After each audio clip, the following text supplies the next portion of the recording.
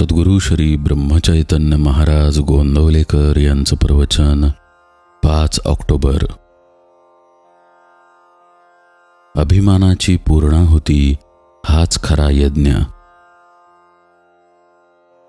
पाण्याचा रंग कोणता म्हणून विचारले तर काय सांगता येईल. त्याचप्रमाणे भगवंत आहे. ज्याप्रमाणे पाहाल त्याप्रमाणे तो आपल्याला दिसेल. आपल्यामधल्या विकारांमुळे तो आपल्याला निराळा दिसू लागतो.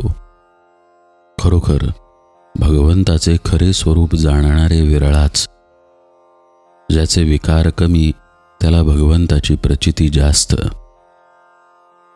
एकच राम चोहोकडे कसा असेल हे म्हणणे भ्रमाचे आहे.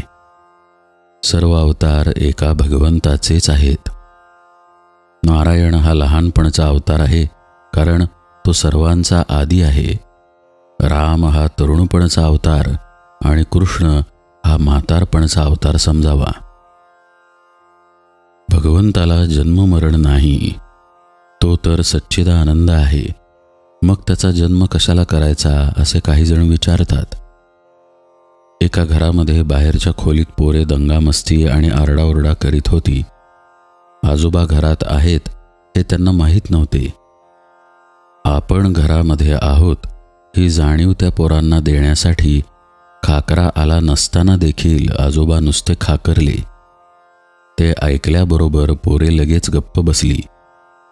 त्याचप्रमाणे भगवंताला जन्म नसून सुद्धा तो आहे ही जाणीव होण्यासाठी त्याचा जन्म करायचा असतो. भगवंत आहे ही जाणीव झाल्यानंतर आपण विषयामध्ये दंगामस्ती करणार नाही आणि तो बेताने भोगू.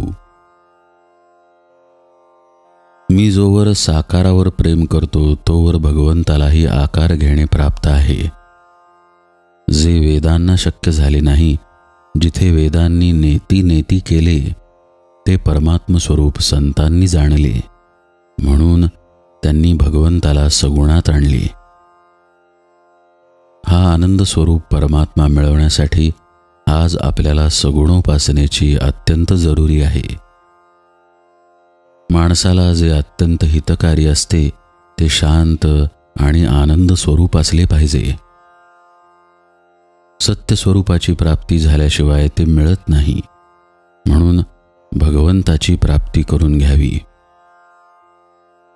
विद्वत्ता अभिमान उत्पन्न करते, म्हणून विद्वत्ता आणि भगवंताची निष्ठा एके ठिकाणी सापडणे कठीण आहे.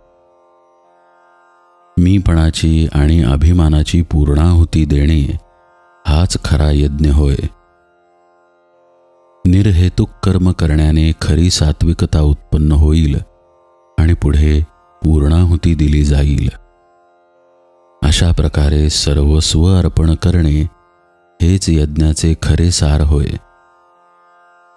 ज्याने स्वतःला ओळखले त्याने भगवंताला ओळखले. विकारांच्या अधीन न होण्यामध्ये मनुष्याचे खरे मनुष्यपण आहे.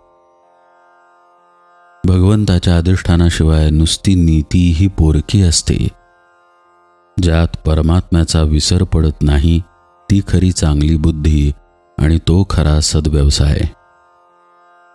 देवाचे नाम घ्यावे, नीती धर्माचे आचरण करावे, प्रेमाने वागावे आणि लोकांना मदत करावी, यालाच परमार्थ म्हणतात. आणि तो प्रत्येकाने मनापासून करावा. प्रपंचात जशी आसक्ती असते तशीच रामचरणी ठेवणे हीच रामभक्ती होय. जानकी जीवन स्मरण जय जय राम.